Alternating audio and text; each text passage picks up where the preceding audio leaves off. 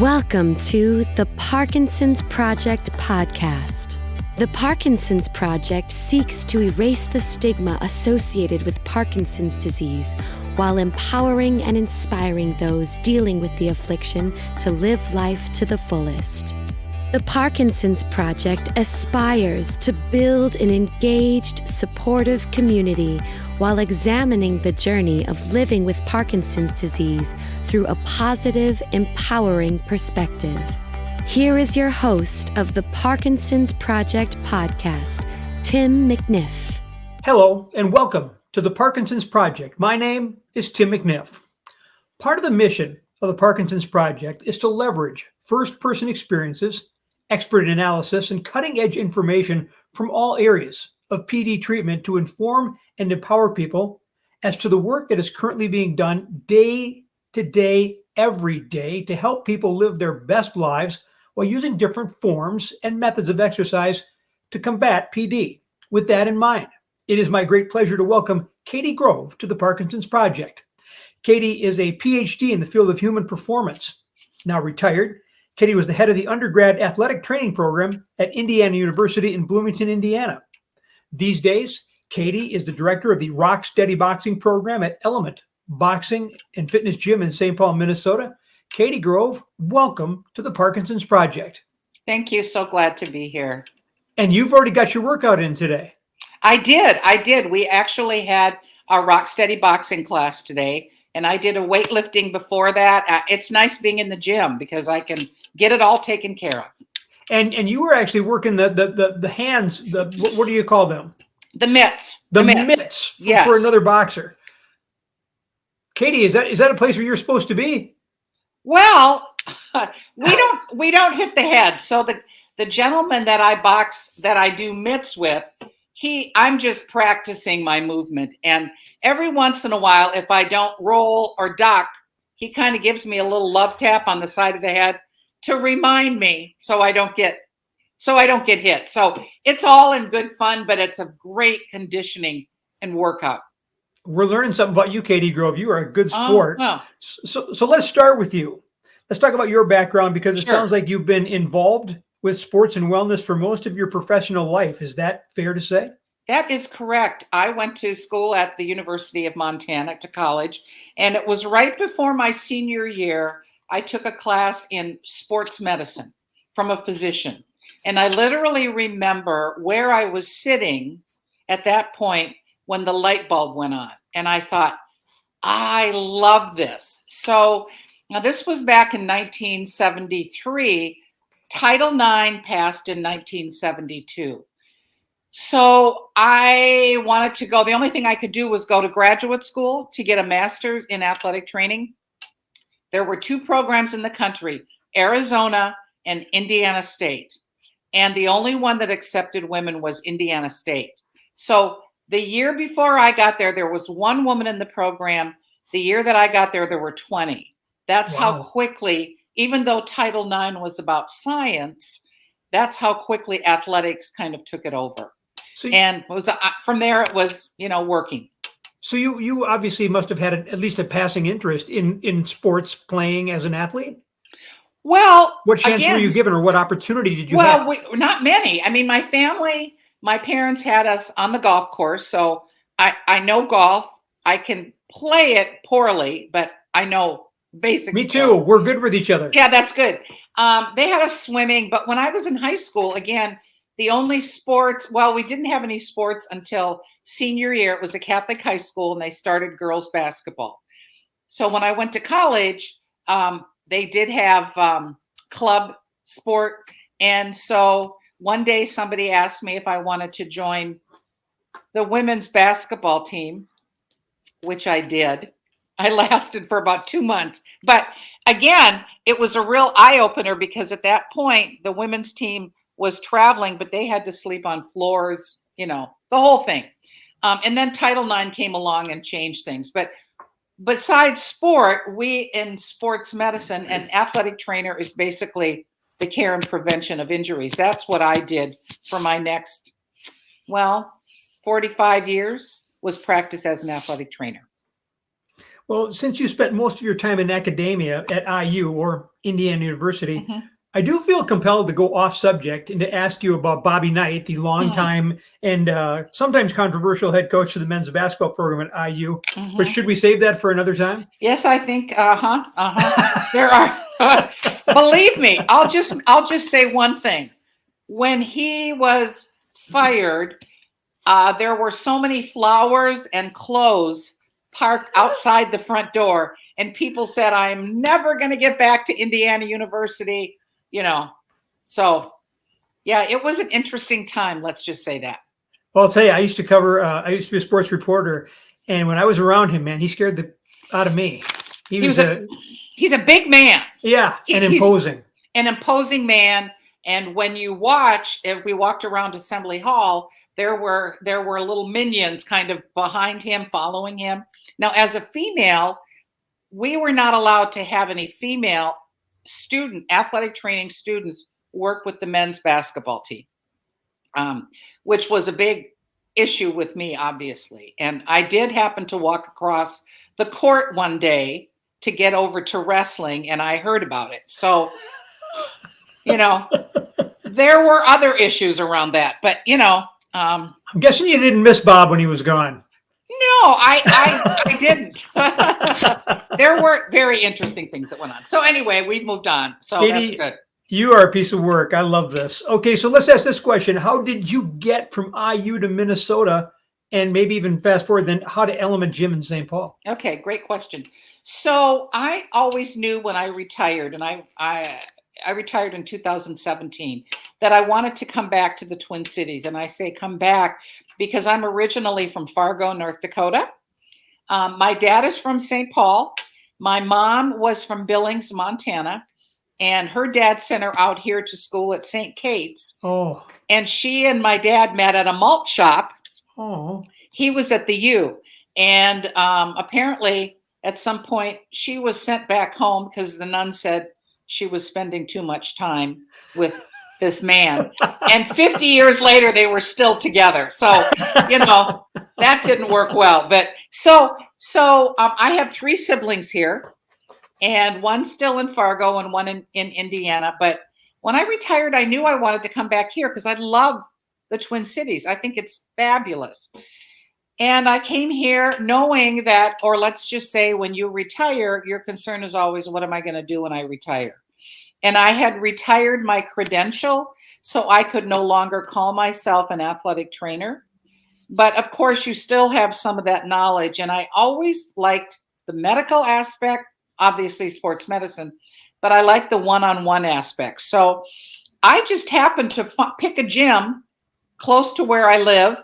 And I walked in there one day, and the gentleman who owns the gym, his name is Dalton Outlaw, and great name. He was a golden gloves boxer, and he'd heard of Rock Steady Boxing. So before I left Indiana, I became certified as a Rock Steady Boxing coach. And I will tell you, as an athletic trainer, after experiences with coaches, sometimes you think, do I want to be a coach?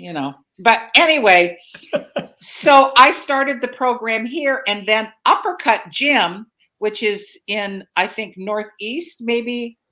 It was bought out by a bodybuilding facility, and they had the one major Rock Steady Boxing program in the Twin Cities at the time. And all of a sudden, this happened within the matter of, they had 2 weeks. The program was going to end. I had 3 boxers at the time. I inherited 33 boxers. Wow. Yeah. So they all came over to Element Gym. One of their coaches, Kim Heikalot, actually came over with them. And so she and I co-directed the program until just a couple of months ago, when she had to step back because she has her own business. So here we are. And I've got a series of coaches besides myself, and we all have different backgrounds. Mine is rehabilitation, injury care. So, there I am. I'm at the gym, and I'm basically a volunteer. I get a gym membership, but I love it. And I get to work out. So had Dalton heard of Rock Steady? Yes, he had heard of Rock Steady. before, and it took a few months to kind of get things going, but it's an affiliate of this international organization.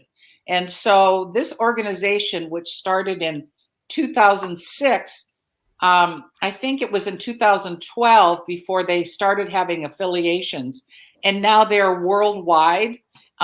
Recently, or right before COVID, I was in Australia and I visited a rock steady boxing program in Australia, which was kind of fun. So, yeah, so they're worldwide, and he knew about it. And I suppose when he saw me come in, he thought, I'm going to see if she's even going to stick with boxing, you know, this white hair and everything. But, after a while, he knew I would. And so we started the program. Well, before we get into Rocksteady Yeah. or RSB, can you just discuss the value of exercise in general where it comes to Parkinson's disease? And I know you're not a doctor, Right. but I mean, just so Yeah. what you understand about it. Okay. So in general, we all know that exercise or activity can reduce the risk of heart disease. It improves brain health, reduce the risk of type 2 diabetes, helps us to maintain our weight, increases bone density, and the list really goes on and on. As far as Parkinson's goes, it's interesting because all of those things we gain via exercise with Parkinson's, but people with Parkinson's disease has some unique symptoms. And so any program that we develop related to exercise is used to try and deal with the symptoms that people have with Parkinson's. So I'll give you an example. Balance. Yes. As we get older, our balance becomes a little iffy at times. And then for people with Parkinson's, their balance is even worse. And so when we do some conditioning exercises, we are working on their balance. And in boxing, balance is really important in boxing. So putting those two together, it makes a lot of sense. Okay. Let's stay with boxing for just a moment. Sure. This is one of the more covered sports in terms of pop culture and film, movies. Right. And the best known boxer of all time is the late Muhammad Ali, who himself had Parkinson's disease, right. which he got, one would think, as a result of his life inside the ring. Right. So one would think that boxing would be the last sport one might look as a way to combat the effects of PD. What am I missing? Great question. So rock steady boxing is called a non-contact form of boxing. So we don't actually get in the ring and compete. We actually hit heavy bags. We may hit mitts, but we never actually hit the head, which is where we're talking about Muhammad Ali. Now, interestingly enough, there is a Muhammad Ali Center for Excellence in Parkinson's disease down in Arizona as a result of that. So yeah, so it's all of the benefits of boxing without the head contact. Now, the mission of the Parkinson's Project is to inform and empower people, and the Rocksteady program came highly recommended as an option to help Parkinsonians in the area of physical fitness. If I may, the Rocksteady Boxing Program, or RSB, is described as a unique exercise program based on training used by professional boxers and adapted to people with Parkinson's disease. Mm-hmm. I had a canned question saying, can you expand on that? But you may have already touched on that when you're talking about balance. Is that where you're going? That's what I'm talking about. I'll give you a couple of other examples. When you are boxing, and if you understand the punches in boxing, and let me back up a second, actually, and tell you that as an athletic trainer in a million years, I never thought that I would be doing something with boxing, because in my mind, boxing is head injuries. So when I actually started taking a course, I became aware of the fact that boxing involves a lot of cognitive skills, because in order to box, the first thing you have to understand are the punches, how those are thrown, and then there are combinations. And so with every punch that you throw, whether you call it a jab or a cross, there are numbers associated with it. And so over time, you may say a jab is a 1, a cross is a 2, a front hook as a 3, a rear hook as a 4. So you may say I may say to my rock steady boxing person, I want you to throw a 1-2-3, or a 3-2-1, or a 2-1-3. And you can imagine if that's coming at you, how much your brain has to work to interpret what that means. And so you can actually throw a punch. On top of the fact, things like throwing a punch in Parkinson's, people get very limited range of motion. So many of our activities that we do are exaggerated. So we make sure, or we encourage them when they throw a punch, that they've got to really extend their arm. And if need be, they have to look in the mirror to see if their arm is as straight as it can be, because for many, it's very, very limited. So most of the movements that we do are exaggerated movements to try and deal with the symptoms, these tight little symptoms that people have. Interesting. Are there any other benefits to be derived from boxing where the symptoms of Parkinson's are concerned? Oh man, there are actually a ton. First of all, I mean, we have to look at loss of strength, and again, loss of flexibility, balance, posture is another thing. If you watch a person over time with Parkinson's, you'll notice that very often they start kind of tipping forward a little bit, and so they're walking quickly, and so they can very often fall forward. And so we do a lot of exercises to actually strengthen the muscles in the upper back to try and encourage them to get their shoulders back and to maintain that upright position along with it. So that's an example. Just the boxing stance, just standing with their feet together, trying to get people to spread their legs out a little bit. Boy, we use so many things in the gym for range of motion, particularly. The other thing that we do is we do a lot of loud talking. So if we are counting down and we're doing 20 repetitions of some activity, then they all have to count loudly, 20, 19, 18, because it's very common in somebody with Parkinson's that they develop a soft voice, so you can barely hear them. So we try and work on those symptoms. The other thing that happens with many people with Parkinson's, they develop very tiny handwriting. So one day in class, I made up a bunch of fake checks, blank checks, and I had people write out on these checks over and over and over again. So in any one class, we try and put together what we think our focus for that class is going to be, and then present it to class. So it's not just getting in and hitting the bag. There is a purpose behind everything we do.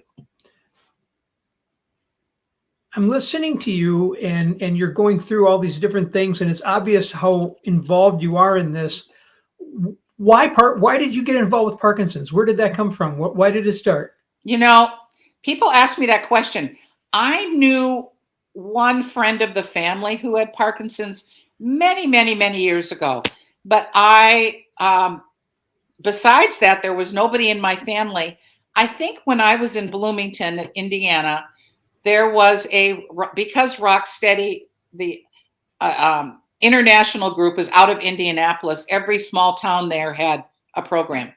And I, again, was thinking about, what am I going to do when I retire? Am I just going to lie on the couch? You know, that's always a fear that you have. And so I went to this class and I thought, oh, that's kind of interesting.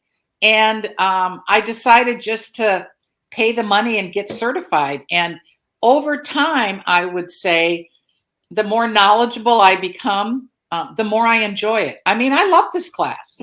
The people are amazing. And I think that's another important thing to know about people with Parkinson's, is that, well, the very common saying is, and I don't know if any of your other speakers have said this, but if you know one person with Parkinson's, you know one person with Parkinson's, because not everybody has a tremor. Not everybody has the same symptoms.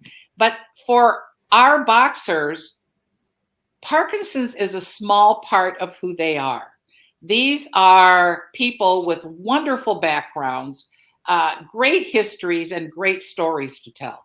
So once you start working with people with Parkinson's, especially in this setting, you see a chronic disease in a whole new light. I love you. I'm just telling you that right now. This is the first time we've ever met, and you Yeah. just everything. I am just. I was told that I was going to like you. I'm just going past that right now. Oh, You're okay. one of my new favorite people. Oh, good. I'll say if someone was interested in perhaps giving this form of physical activity a try to Yeah. help them in their Parkinson's journey, what are the expectations as far as the structure of a class or a session? Okay.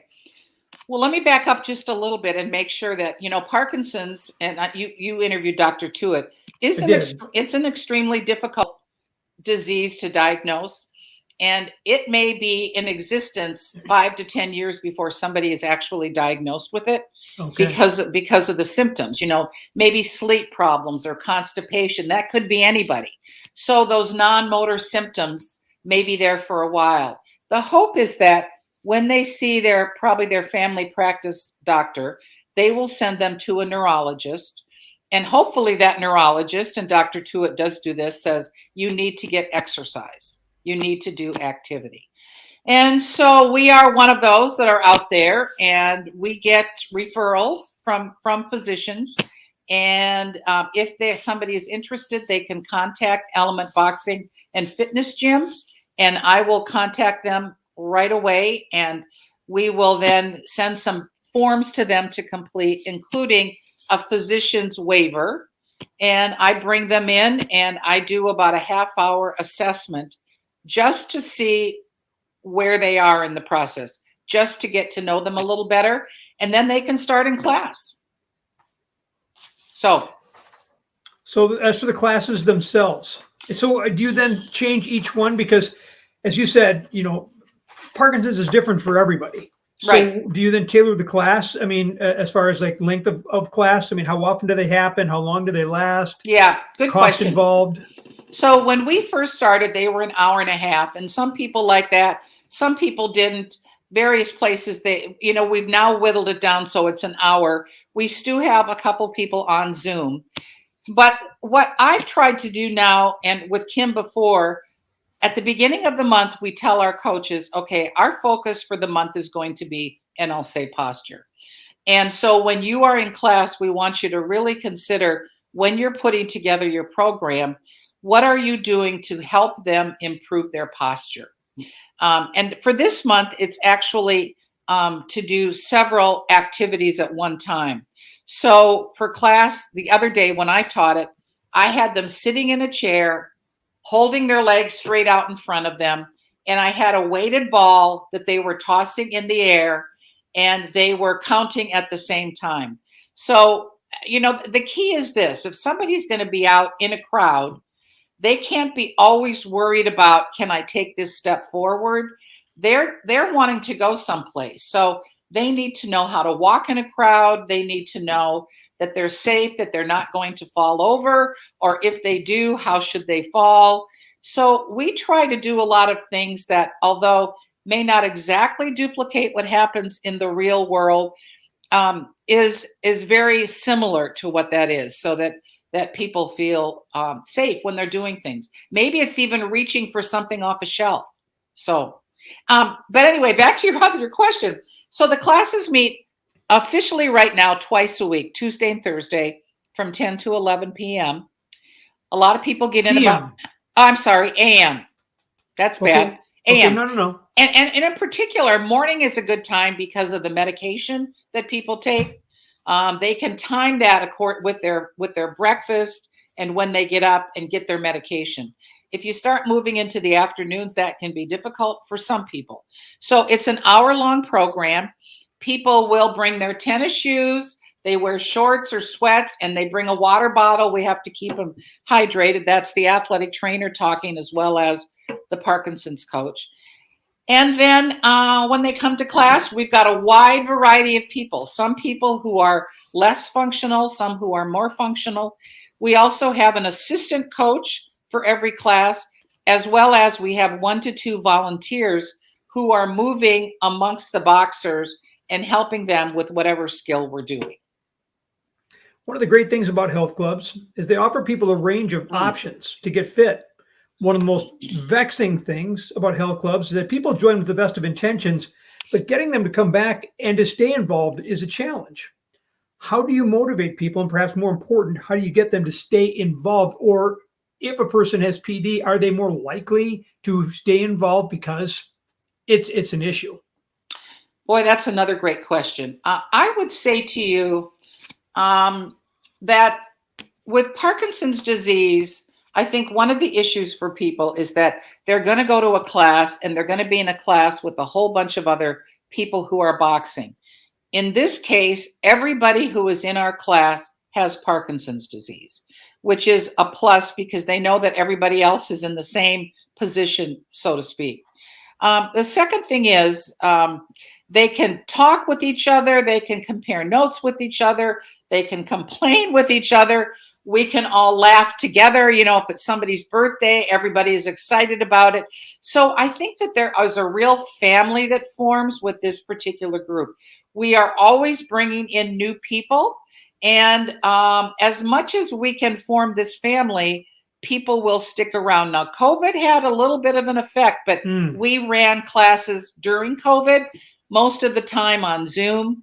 And now most of our people are back in class today. I think we had 23 people in class with Parkinson's. And again, various skills. Nobody's judging each other because we all have our own issues and we all have our own journey to take. So it seems like that would be a big thing. It's the family that's formed. The other thing that I like is that sometimes Parkinson's or the boxing classes may not be held in a gym. They might be held in a physical therapy clinic. They might be held in a small room or in a clinical setting. But if you are somebody who is trying to get over the fact that you have Parkinson's disease, you want to come to a gym. You want to feel like everybody else. And so you can walk in that gym. There are people in the ring that are boxing. There are people lifting weight. You are just another person in a gym and you are working out. And I think that takes a little bit of the stigma off it. And I think it makes you feel less like you're a patient. And in fact, we never call our boxers patients because they're boxers, pure and simple. They just are boxing against Parkinson's. That's their opponent is Parkinson's disease. So I think that in of itself, people come in and sometimes they stick around afterwards and hit the bag a little bit more. It's a place to go. It's a place to feel like you are a normal human being. And let me also say, we have a lot of other people in there, be they young kids or older individuals, and they're watching this group and they know that these people have Parkinson's. And it is, if nothing else, of great educational value for people to see what people with a chronic disease like Parkinson's can do. It is not uncommon for people with Parkinson's to get diagnosed and to go home and to sit in a chair if somebody doesn't give them an out and say, you've got to do this. And sometimes it takes time. I have a guy that came in and he found out about Parkinson's in a church group, believe it or not. Another guy found out when he was in Chicago, he was getting a hot dog at a hot dog stand. And the guy that was selling it to him said, how long have you had Parkinson's? And he told him, and he said, my brother does. And he said, have you tried boxing? That's how people find out about the program. I mean, there's newspaper articles, but they start coming in and people want to do something. And they feel good after they're doing it. Anything I have not asked you that you think is important to get across when it comes to Rocksteady program and PD? Let me think. I guess I just, again, want to emphasize that people with Parkinson's are just people with Parkinson's. And it is a very, very small part of who they actually are. Again, the stories that they can tell. I mean, because of this age group, we have people that were in Vietnam. Do we know that maybe that's where maybe they were affected by some kind of a chemical? We just have amazing individuals. And I would say if there's anybody that's even thinking about it, don't be afraid. You can get boxing gloves and you get to hit a bag, and we're all on our own journey trying to improve our symptoms, maybe slow the symptoms down. So obviously, I'm a big proponent. Well, we're lucky to have you. That's wonderful. It's been a great eye-opening experience for me to hear your story, and I thank you for what you're doing on behalf of Parkinsonians. We're going to put this information on the Parkinson's Project Facebook page, but if people want to find out more about the Rocksteady Boxing program, how do they find and get a hold of you?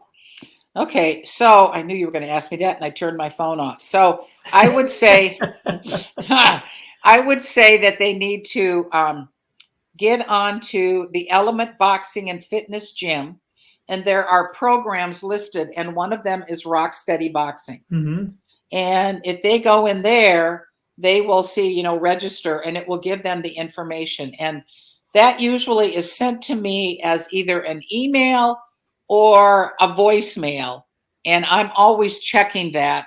And I call people back as quickly as I can to get them the information. So I'd say Element Boxing and Fitness Gym and look for Rocksteady Boxing. I hope you enjoyed this conversation half as much as I did. I did. It was great. Well, I told you beforehand, if you didn't have any fun, it would be my fault. Did you have any fun? I had a lot of fun. Loved you know what? You are beautiful. I absolutely love you. I am thankful for you and the work that you're doing on behalf of Parkinsonians. I mean, I think it's a beautiful thing that you've taken, this time when people are like, oh, when I retire, I'm going to play golf. And I'm not against it, right? When you said this fear of, I don't have that fear. I'm like, I could just spend a little while in front of the TV, but you've chosen to do something to take that knowledge that you have, that background that you have, and apply it to people where you didn't have that personal connection. And I think that's just a beautiful thing, Katie. Well, thank you. I like to do things for people. Now, understand I spend a lot of time watching TV on my couch, and I do play tennis. But when I get up in the morning, I look forward to this class. That's just, who I am. And they give a lot back to me. So, yes. Thank you, That's the way Tim. it works. No, you are beautiful. Katie Grove is the director of Element Boxing and Fitness Gym in St. Paul, Minnesota, where she runs the Rocksteady Boxing program. Katie will work the mitts for you in the ring. She's just not there like barking out things at you. The woman's going to get in the ring with you. I think you don't want to miss that. Katie, thank you. Thank you for your time. Thank you for the work you're doing to help people with PD.